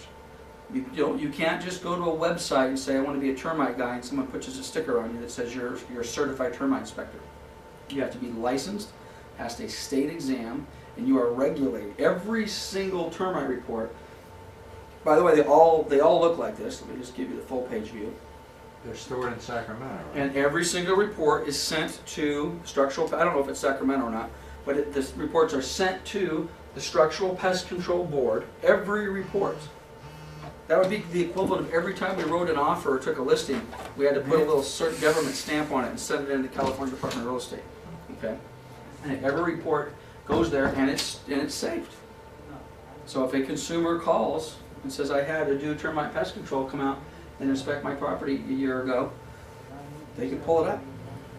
And by the way, let's suppose you have 4 termite inspections done. They'll be able to pull up all 4. Now, assuming that the company is licensed and doing what they need to be doing, all of those reports are sent to the state. Okay, so here's our report. Here's basically their registration number, the equivalent of their license number, if you will. This is a complete report, which, by the way, if you're ordering a termite inspection for a property that you're selling and you do not get a complete report, what's the lender going to say? Go back and give me a complete report. If it comes back, why would it be a limited report? Because the garage was completely locked and you wouldn't let the termite inspector get in the garage. Or they went to do the report and the 3 back bedrooms, you have roommates in there and they all locked their bedrooms, they couldn't come in and inspect the bedrooms. Or you had pit bulls in the backyard, whatever. Okay, so, and it'll say that, it's a limited report. And then down here somewhere it'll say, I was unable to inspect the 3 back bedrooms. You need to come back, okay? So, here's our report. What did they find? Oh, by the way, you can always look really quickly. These are going to be your finding lines. Found dry rot, fungus, subterranean termites. Subterranean termites live where? In the ground. Okay. Did not find any drywood termites. CS stands for concrete slab. They draw a very basic, needless to say, very basic drawing. And they've got finding 1, finding 2, finding 3. Now we don't know what finding 1, finding 2, finding 3 is until we get to the rest of the page, so let's go down a little bit. Got our standard language. And $50 is what they charge for our inspection. Okay, finding 1. Evidence of subterranean termites noted entering the garage through the cold joint between the slab and the foundation. Anybody know what a cold joint is? Anybody know what the slab and the foundation is? Okay, you got the slab in the garage, you got the foundation kind of up against the wall, you got the joint in between there. Normally there's a piece of felt or something in there. Yeah, oh, I know it. It's a cold joint.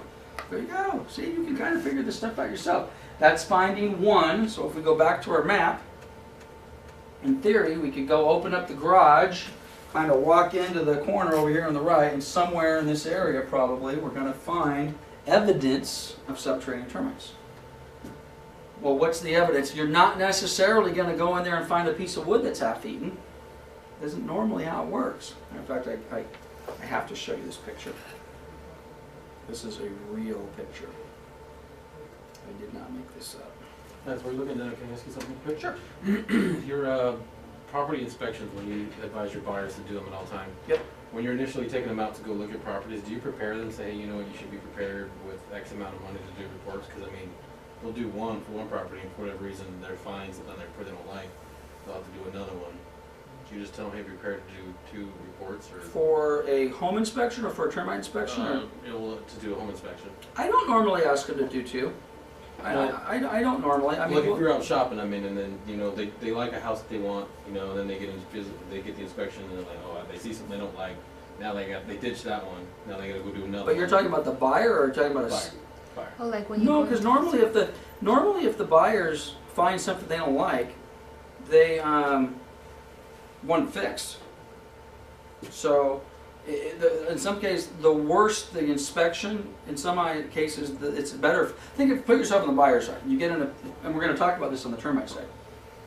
You have 2 inspections for termites, or 2 inspections for home inspection. One says this hot water heater is dead, needs to be replaced.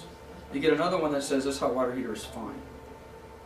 Doesn't the buyer normally gravitate towards the one that maybe is a little bit more of a severe opinion? Sure. Well, Okay. maybe what I was talking about, one property, two properties, two different properties, or Okay. maybe multiple. Okay. So they found the property like, did the contract or whatever, they did the inspections, that one came back, something they saw they didn't like. So Okay. that cost them already, whatever the inspection, that Okay. money's gone. Got So it. now they see another property, they moved on to another one, now they want to do another inspection again.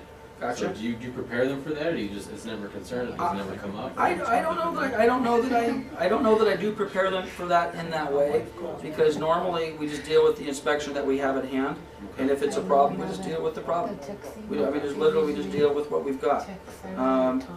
But normally, buyers are not the ones who are ordering multiple inspections. Normally, it's a seller who would be ordering a multiple inspection. Which again, I'm going to show you this house. This is a real house. I sold this thing in 2004. And again, I apologize for how slow these pictures are gonna scroll by. Fast on my computer. But wow, I'm on terminal server. Okay, let's take a look at this. Actually, this is gonna take a little longer. Let me get to the. That looks like one of Dwayne's listings we had last year. This is a property in I think it was in Rialto, Fontana. It's a San Bernardino, 1442 West 4. Oh, San Bernardino. Yeah, that's SB. You know that area? You got that figured out? You can tell. Oh, come on. The computer's moving so slow. Mike loves that area. Okay, let me get you. I want to show you some termites. Crash on at the bottom there? Yeah, you'll see in a minute. The glaciers on traffic lights right there. Get stuck out there, might not come right. Okay. Michael. All right. This picture was taken from the inside of the house. Okay. Inside the house. There's no drywall on the house. This is supposed to be a 2x4. All of this is termite damaged. Okay. This is such an extreme example of a house that has termite damage. And the entire inside of this house was basically gutted. So it was an old house. It's probably 60 years old. And again, we're inside the house right now. Somebody bought it. Does this look like new wood? Yeah. Yeah. And what I showed you before was not so new wood. They literally were trying to rebuild this house and replacing the termite damage throughout. But it was so severe, like that board I just showed you, you don't normally see that. You're not normally going to see that sort of stuff. So when you go back to, you get this termite report, and you're looking at this, you could go over here, and it's going to look like this. It's got drywall there. I don't see no damage. And what you only may see for some subterranean termites is maybe just what looks like a little bit of mud. Okay, which is how they make little mud tubes. Yeah. So if you see a little mud tube on a wall, and what the heck is this? It looks like some kid put a little mud and made like a little trail. Well, that's a termite tube. They make a little tube, and there's a little hole inside, and they crawl through the tube. Okay. Now, if they're drywood termites, let's pretend for a moment that this report here said drywood termite box was checked. Okay. And let's go back to our map, and let's suppose it said there's drywood termites noted here. Again, you're not normally going to see a board that's just all deteriorated. And if you are going to see that, normally the only place you're going to see that is maybe like out on a fence. You know, have you ever seen a back patio fence or something like that? And it's just disintegrated. You don't normally see that in the house. But with drywood termites, normally the evidence you're going to see is basically little sandy, grainy pellets. Okay, they're literally pellets about the size of a grain of sand, and you'll see them on a windowsill. Sometimes they'll be piled up really nice, like a little pyramid. Little pile of pellets, or you'll see them scattered. Look like somebody took a little handful of sand and just kind of scattered it all over. That's termite poop. Don't eat it. Actually, you could eat it. It probably isn't going to hurt you at all, because you know what it is? It's wood. They ate the wood. They took some nutrients out of it. They squeezed every little ounce of moisture that was still left in that wood, and they pooped it out as a little piece of sandy wood. That's all it is. So when you see drywood termite pellets, okay, that means you got these type. Where do they live? They live inside the wood. They never go down to the ground. and they produce these little pellets. Sometimes you'll see a little hole that's in the wall. You'll see all these little pellets all over. What the heck's going on over here? There's all this little sandy stuff up here. And you can kind of see, it looks like they started, and you find the center line, and you kind of go up, and you go up, you go up, you go up, and you see a little bitty hole, about the size of a really small nail hole. And you look really close, and you see a little termite looking at you. And you know what he's doing? You know, he's not laughing at you. He's got a little piece of poop in his hand, and he's going to push it out the hole. And it's going to fall on the ground. Why is he pushing the poop out the hole? He doesn't want it. They need room. They're making tunnels. Okay? So when you see those pellets being picked, that's their housekeeping, man. They got the cleaning crew in there saying, let's get the poop out of the house. And they throw it on the floor. And that's how we find them. So anyway, so there's your little lesson on drywood termites and what have you. Okay, now let's go back to the rest of our report. Finding number 2, just as bad as termites, fungus or dry rot. This is the pedestrian door. This is the garage door, I believe. Is that very common? How many times have you gone to a house, maybe you're walking around the outside, or maybe you go through the garage and you go through the door from the garage to the outside of the house, and the door is just what? It's beaten. Okay? It's been rained on, the dog's been peeing on it, or sprinklers have been spraying on it. The door, well, the door just doesn't disintegrate. It's got fungus and it's got dry rot. There's wood, just by the way, going back up. This is not called. Do you see anywhere on there where it says termite report? We all have gotten into the habit, myself included. Get a termite report.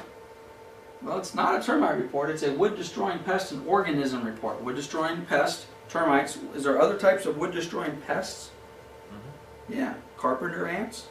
We don't have carpenter ants here. You go sell houses up in Big Bear, they don't have, well, they do have termite problems, but their bigger problem is not termites. Their bigger problem is carpenter ants. Those things are big and nasty, and they'll do twice as much damage as termites. They're like fire ants or They're something? just big ants, and they're mean and ugly, and they just eat wood. Okay? And they'll just go in there and just tear up your deck. Okay? Now, they're not termites, but they are a wood-destroying pest. Okay? So you get a carpenter ant, you got to take care of the carpenter ants. And those, frankly, those are really difficult. Those are actually harder to treat and get rid of than, and I'll tell you why. Have you sold houses up in Big Bear Yeah. in your past? Oh yeah. How do you think I know all this stuff? So, okay, let me give you my The example. adventures. Let's treat this. Well, actually, let's go back and I'll show you my carpenter ant example. Okay, first of all, what are we going to do? Finding number 1, we have subterranean termites. What are we going to do? We're going to drill a series of holes through the slab, and we're going to pump in some chemicals. So, here's our termite nest. They've got evidence in this corner. They're going to drill some holes in here. They're going to probably dig a big hole over here, and they're going to pump in a bunch of chemicals, and they're basically going to poison this area. Right? Mhm. When they do that, the termites that have been coming up in this area now do what? They die.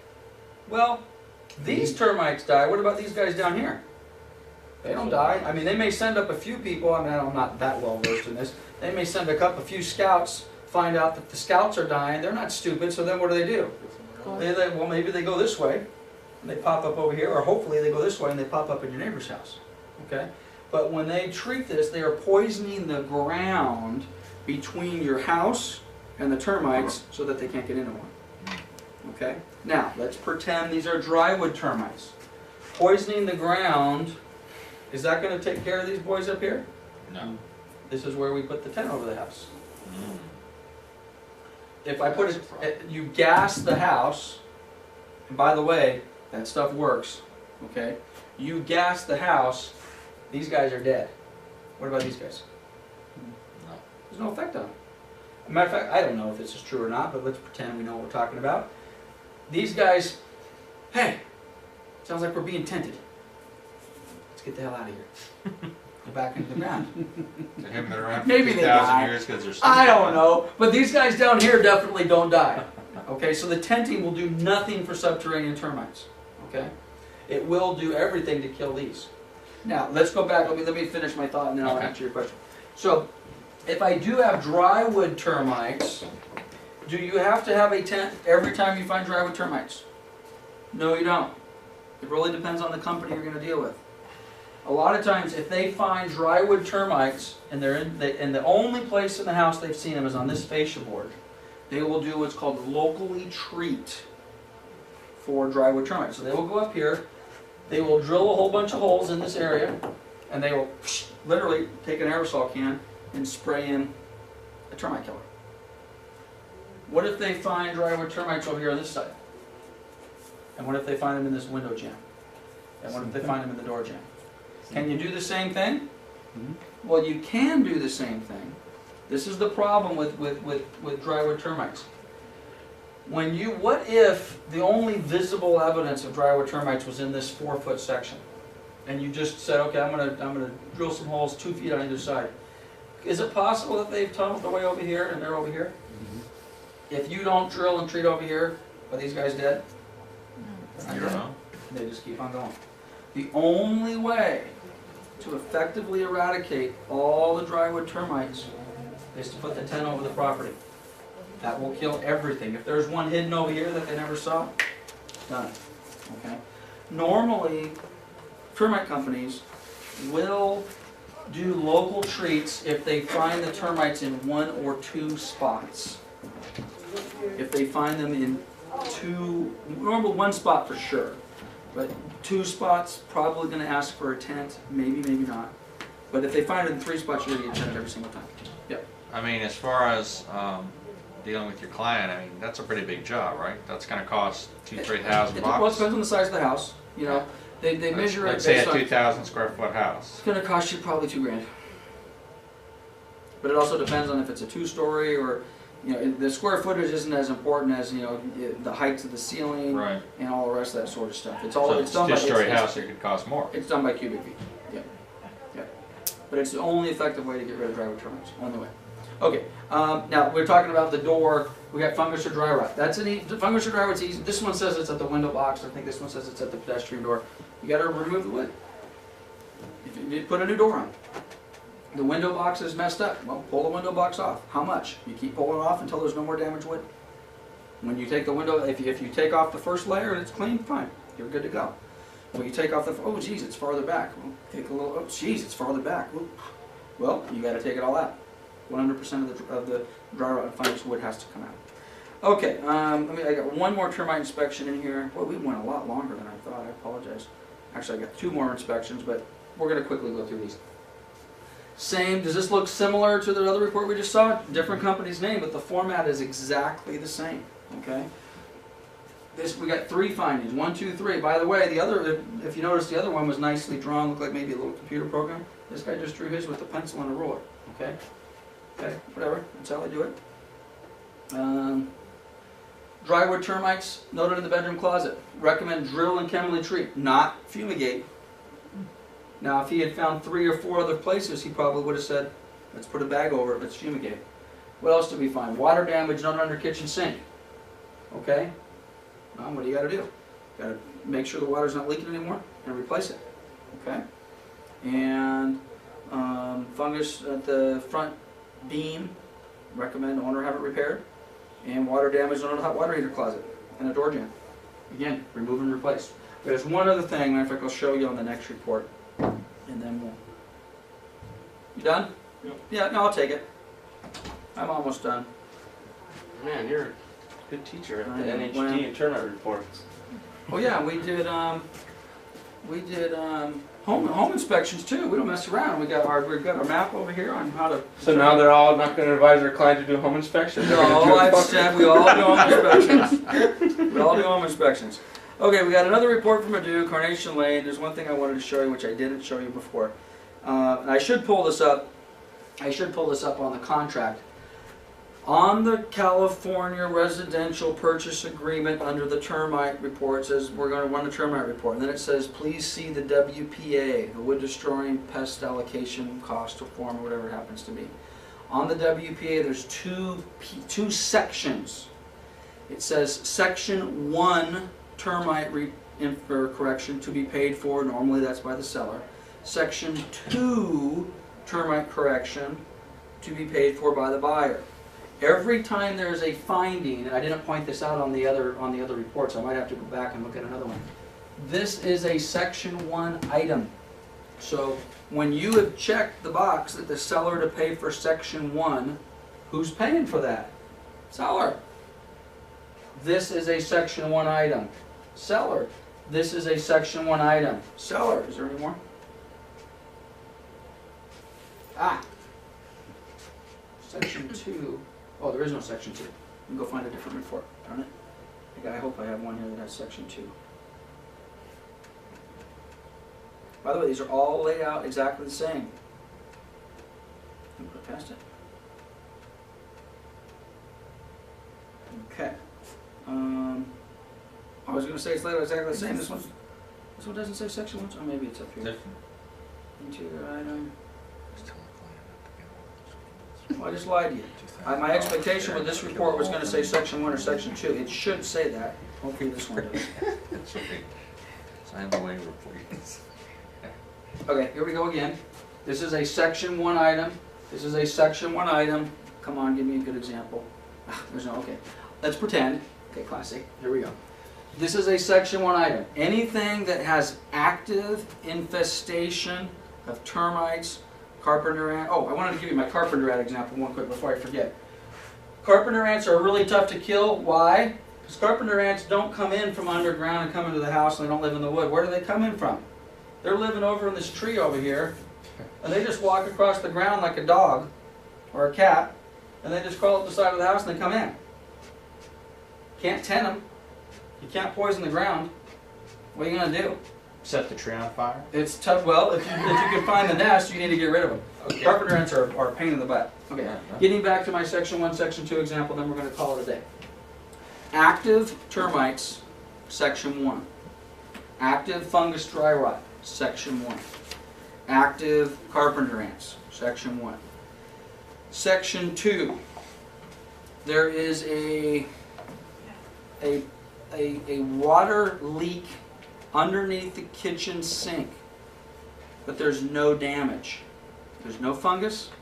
It just happened, okay? The 2 minutes before the termite guy got there, he's looking under the sink. It looks good. The wife comes over, turns on the sink, and just as the termite guy's ready to close the door, he sees what is the very first drop of water that comes out of the trap. Termite guy will say there is a water leak underneath the kitchen sink. It is a section 2 item, because if it's not fixed, that water leak will lead to dry rot and fungus underneath the kitchen sink. Okay? So, if that's your example of a section 2 on this, now again, forget about the fact that it's a plumbing leak and there may be somewhere else in the contract that says the seller's not supposed to, or is supposed to fix plumbing leaks. But if there's not a current infestation because of the problem, that's section 2. Okay?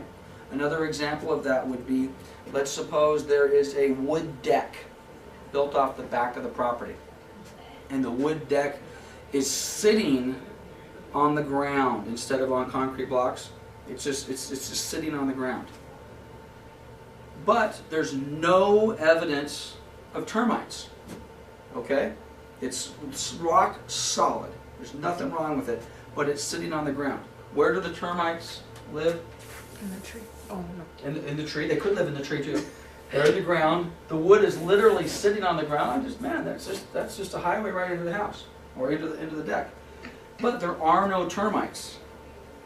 The recommendation would be the wood deck is laying directly on the ground. Recommendation would be to dig the dirt underneath, put in some pillars, and get it off of the ground. No current evidence, however. That would be a section 2 finding. Who would pay for that? Buyer. Okay? Now there's a dozen different examples that you can use. The most common one that I always run into is on the side of the house. There's a gate here,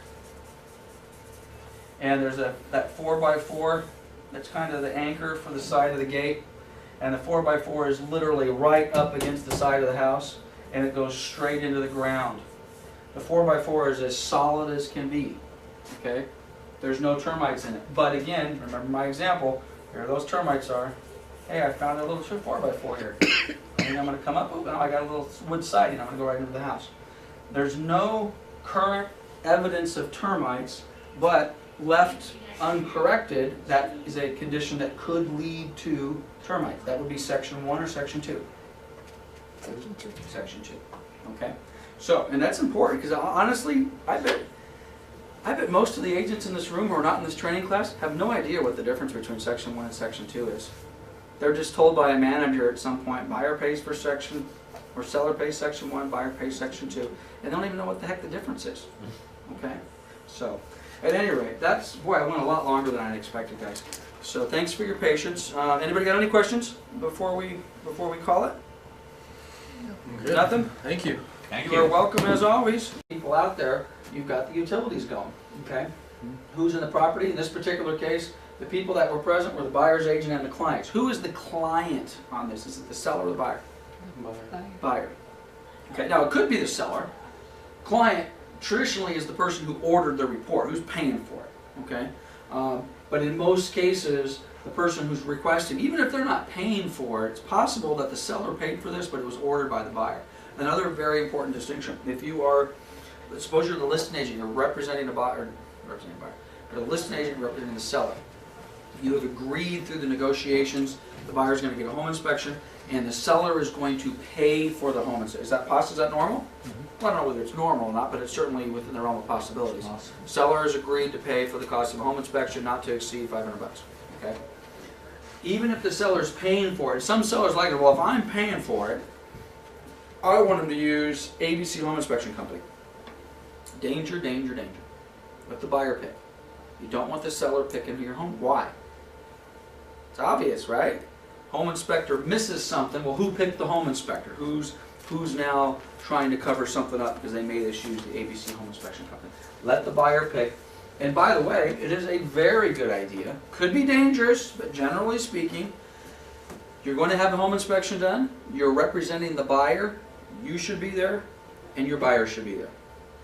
And the reason for that, and again, sometimes this could backfire, when the home inspector goes through and starts putting stuff on the report, when a buyer reads something and it says the ABC is defective, okay, that may just send them into the outer space. If they're standing there with the home inspector looking at ABC is defective, and maybe it's a real minor, minimal thing, the home inspector could then explain to them what the defect is and what the problem is. That, in theory, could take what is a misunderstanding on the buyer's side and just, oh, okay, well, yeah, he told us about that. Not a big deal, okay? So if you can get him there, I personally think that's always going to be the best. Okay, this property was occupied at the time. Access to items such as electrical outlets, receptacles, windows, so on and so forth may have been restricted. Again, this is a nice little get-out-of-jail-free card for the home inspector. In theory, the home inspector has a tester and is testing every single receptacle and every single switch throughout the entire property. Okay? If one of them is bad, they may use this as say, hey, well, we couldn't get to that one because it was behind the couch. Okay? So they're just saying that the property is occupied. Same thing if there's stuff in the garage on the termite inspection and such. I wonder if this stuff finished copying. Let me see if this finished copying. If it did, this will move a lot faster on my desktop.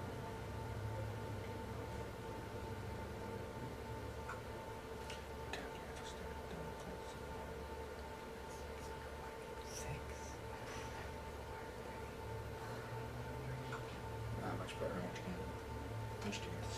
Okay, here's the same report. Now we can move a little faster. Okay, introductory notes. Who inspected it? Tom Turpin inspected it. He is a member of the Certified Real Estate Inspectors Association. Woohoo! Okay? Big deal. All right? Kind of like with the mold inspectors, stuff's a dime a dozen. Introductory notes. Basically, by the way, I'm not going to read this entire report. We're just going to kind of go through it. It's basically going to give you some ideas of what they're doing. They've taken some photos. We've got the weather. We've got some, what do we have here? Some environmental concerns. Are there issues with the environment? It makes reference to some of our basic disclosures that we use, earthquake safety, lead-based paint, so on and so forth. By the way, they're not going to go out and take soil samples. They're not going to see if the ground's contaminated. They don't normally test for argon. They don't normally test paint for lead-based paint. They don't normally do any of that sort of stuff. Those are separate inspections. Now, they may look at a property and see that this house was built in 1955 and see peeling paint up on the fascia, which appears to be original, and they may make reference to, we don't know, but this house certainly has the possibility of having lead-based paint, but they're not normally going to inspect that stuff. Okay, this particular report is broken down with different codes.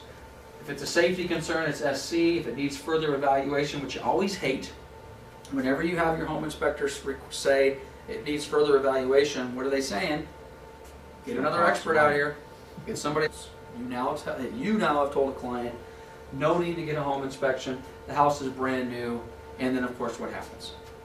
You know, they move in. There's something defective on the air conditioner, or the roof is leaking, or God knows what it is. So it doesn't matter how old or how new the property is. You definitely want to make sure we get a home inspection done. You're always going to get disclosures on the home inspection. As what was the weather like when I did the inspection? Was it sunny? Was it raining? These home inspectors are obviously looking to cover themselves. In this particular day, the weather conditions during the inspection were partly cloudy, 70 to 80 degrees, and the ground was dry. Okay? There's a reason they put that on there. Okay?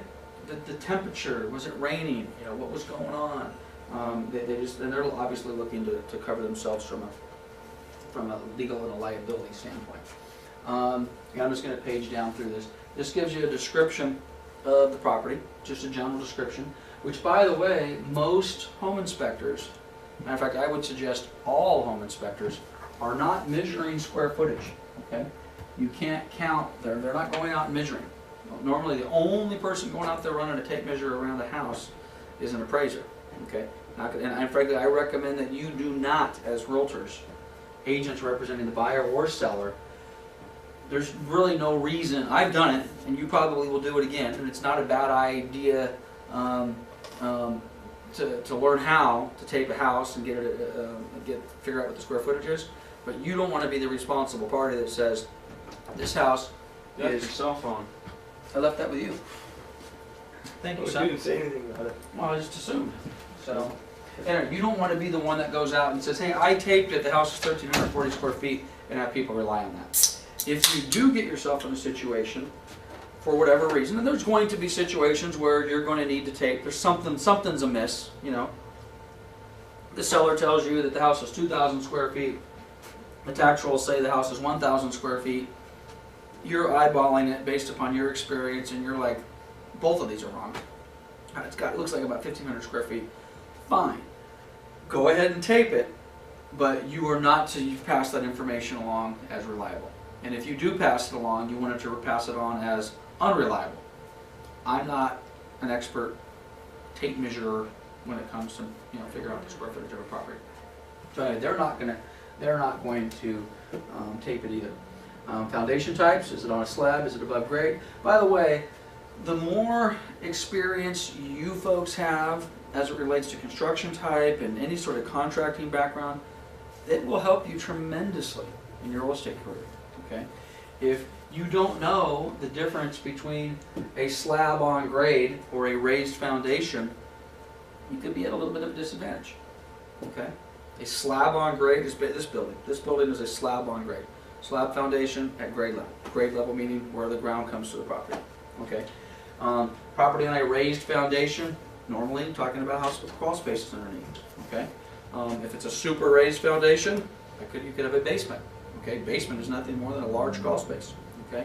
So, and knowing those type of terms and what you're talking about with all of these inspections helps a lot. We're going to talk about termites in a little bit. I'm going to give you guys a lesson on termites. Drywood termites, subterranean termites, where they live, what they do, what they eat, how fast they move, how you treat them. All this information is going to help you stand above in your client's eyes. Having said that, if you are projecting yourself as the expert, you need to be careful of that as well. So if you do have a huge contracting background and you're going in and pointing things out left, right, and sideways, and that's this and that's this, better be careful, because now you may be putting yourself in the position of an expert, and if your client is relying on your expertise. I have a general contractor's license. Ouch. Okay? That's a problem. Okay? You talk about a duty to disclose. I'm representing a buyer or a seller in a transaction. Even though I'm not representing them as a general contractor, I have a general contractor's license. My duty to disclose is way higher than an average person who doesn't have a general contractor's license. So, At any rate, the more the knowledge you get, the better with this. Okay, we've got, the utilities on. By the way, if you're a listing agent or buyer's agent, save yourself headaches. I can't tell you how many times I have clients order inspections only to get out there and there's no utilities on. Do your homework. Make sure before you're sending your people.